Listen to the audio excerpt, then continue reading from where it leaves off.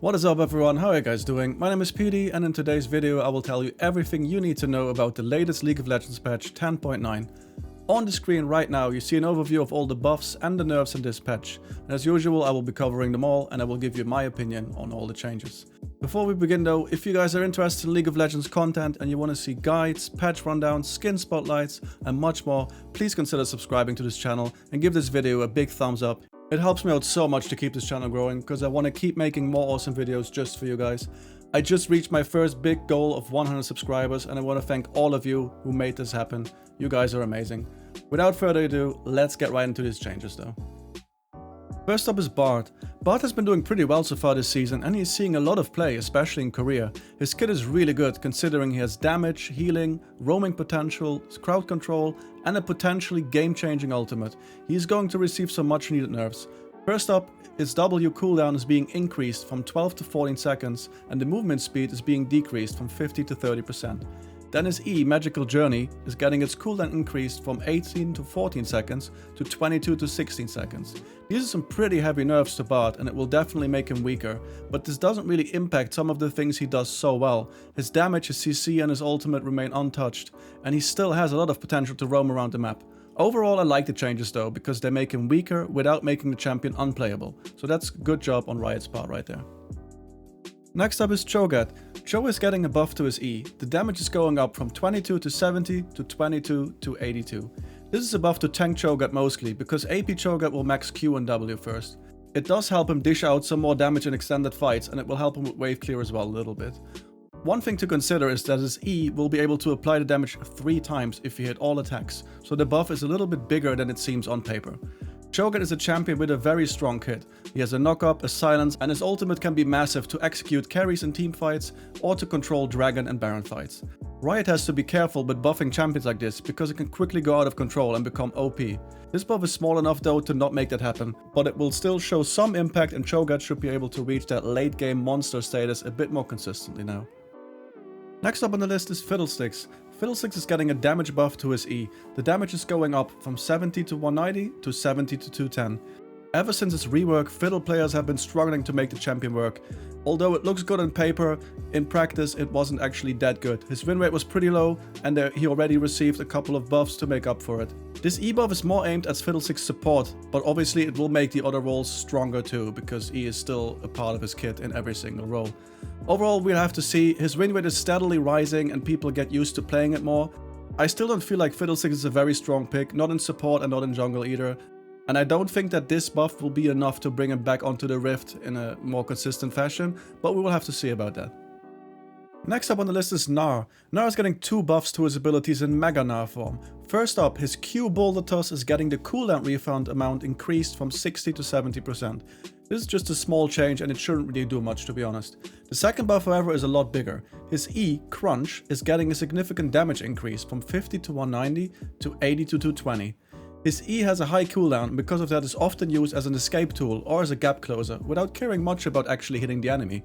This buff should incentivize Gnar players to look more actively to damage their opponents with E and to commit more to fights. Overall, these buffs are gonna make Gnar a little bit stronger of course, but this is not going to be enough to make him into an S tier top laner sadly enough.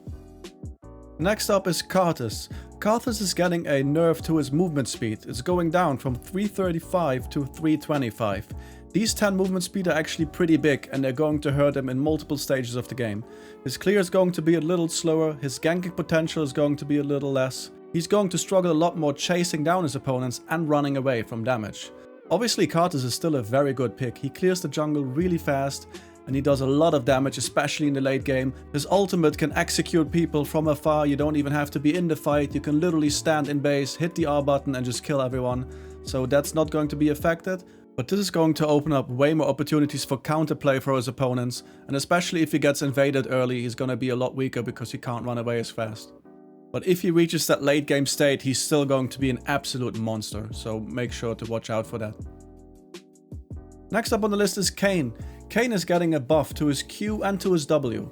First up, his Q is getting his cooldown decreased from 5 to 7 seconds to 4 to 6 seconds. So that's an entire second on every single rank. Also, it will now deal 40 bonus damage to minions and to monsters. Second up is Blade's Reach, his W. The slow effect is being changed. It's being changed from 70% to 90% decaying.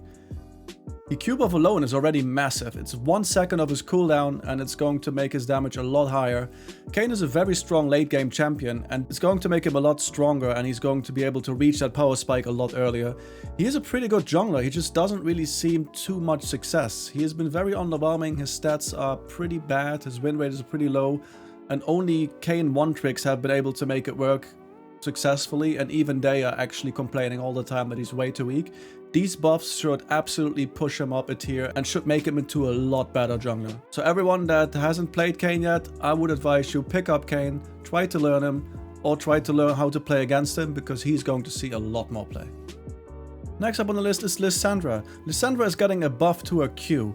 Her Q's cooldown is being decreased on earlier levels. It's going from 10 to 4 seconds to 8 to 4 seconds. This is going to help her out in the early game a lot. Her Q is her main source of damage and her main source of wave clear. This is going to make it a lot easier to trade with opponents and to wave clear. The thing is, Lissandra can be a very strong pick. Her kit is very strong, and Lissandra alone can change the mid lane meta, because she is very good against assassins. If assassins want to dive her, she can freeze them, she can ult herself, she can ult them, she is very strong to tower dives, she can escape with her E. And every single time Lissandra is strong, it automatically makes a lot of assassins like LeBlanc, for example, in the mid lane a lot weaker. So if they buff her too much, she is going to be an absolute powerhouse in the mid lane. This is probably a good spot where she's at right now. She's not seeing a lot of play, but these changes hopefully should push her back a little bit more into the meta, because I honestly am done with having assassins all over the place, and I would love some more counterplay. I think this is going to make her a lot better, and I hope that this is enough to actually put her back into the meta and to make her a popular pick again. Next up on the list is Nami. Nami will be getting a couple of nerfs. First of all, her base stats. Her health is going down from 489.32 to 475. Her mana is going down from 377.24 to 365. And her passive Surge and Tides, the bonus movement speed, is going down from 60 to 45. According to Riot, Nami has been a little bit too strong, especially in lower elo, and that's why they want to tone it down. I personally don't really agree with that, because although she is strong, there are lots of other supports that are way stronger in my opinion, and they're not getting nerfed, even though they are OP for multiple patches now. So nerfing Nami, in my opinion, is not the right thing to do. Obviously, the health is going to make her a lot squishier in the early game, and it's going to make her more vulnerable to being dived. The nerf to her mana might be the difference between pumping out another heal and not being able to cast one. So these are nerfs to her early game, but they won't affect her too much in the late game. The big thing though is that the movement speed on her passive is going down from 60 to 45, which is a nerf across the board for the entire game. So she's still a very good champion, she will still be picked a lot, especially in lower elo. But these nerfs definitely will hurt her, absolutely. Next up on the list is Quinn. Quinn is getting a buff to her Q, Blinding Assault. The vision radius reduction is being increased from 1.5 to 1.75 seconds. It's already a pretty obnoxious ability, and this is going to be even worse now, because the 0.25 seconds don't seem like a lot on paper, but it just makes an already annoying ability even longer. Quinn has been actually rising in popularity in the top lane. She's pretty good into bruisers, because ranged matchups are usually pretty bad matchups for champions like Darius, for example. And this is going to make her even more obnoxious. She has very good roams. She can obviously mount up on Valor and just fly over the map. And another thing that's going to benefit her is the Sanguine Blade change, which will be covered later on in this video. So the fact that her Q gets buffed and Sanguine Blade, which is a main item she builds usually, is going to make her an even stronger pick. You'll probably have to deal a lot more with annoying Quinns that will be all over you and that will blind you all over the place. So she will definitely be a good pick in the top lane meta. Next up on the list is Trundle. Trundle is getting a nerf to his ultimate. The cooldown is being increased from 100 to 60 seconds to 120 to 80 seconds. So that means 20 seconds on every single rank. That's a pretty big nerf to his ultimate, and he's obviously a very good pick, especially into tanks, because he can just steal the stats and he can just destroy tanks. This is going to make it a lot easier to play against him, and it's hopefully going to enable tanks to get back more into the meta. Because Trundle was obviously one of the biggest counters to them, and it's just very, very annoying to play against. He just runs up, he ults you, and there's nothing you can do. So this should absolutely make him a lot weaker, but he's still a very strong pick, and that is not going to change with this patch. Next up is Wukong. Ever since his rework, Wukong has been rampaging all over the Rift. He has an extremely high win rate, he is being banned all the time, and he's just been way too strong. He has seen multiple nerfs already, but he's still in a very strong position, both in the top lane as also in the jungle. So Riot is nerfing him again. This time they're doing the following. The base armor is being decreased from 34 to 31.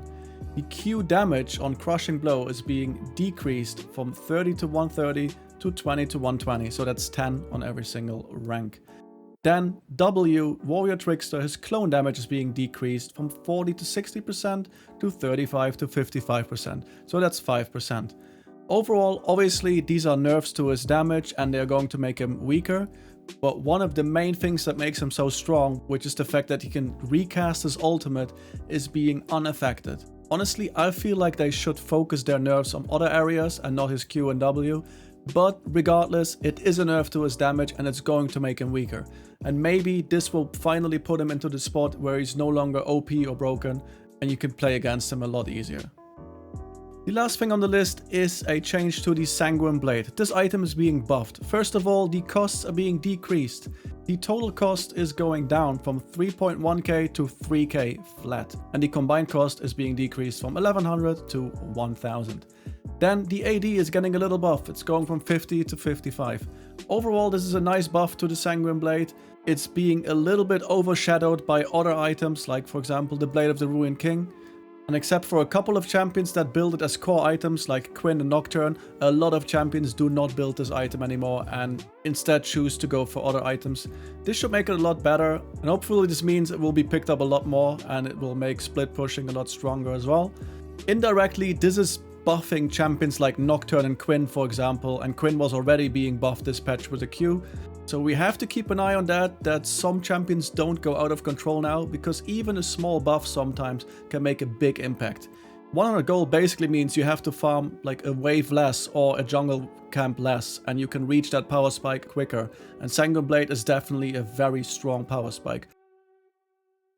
This brings us to the end of this video. I hope you liked it, I hope you found it helpful. I put a lot more time and effort into this video. I completely revamped it with the gameplay in the background, with the new overlay. It cost me tons and tons of time to make, and I really hope you enjoyed. If you did, please consider subscribing, give me a thumbs up, comment down below what you thought about it, and make sure to check out all the links in the description to my Twitch, my Twitter, my Instagram, and to my Discord server. I want to say thank you all so much for the support and thank you all so much for watching, and I hope to see you all in the next video.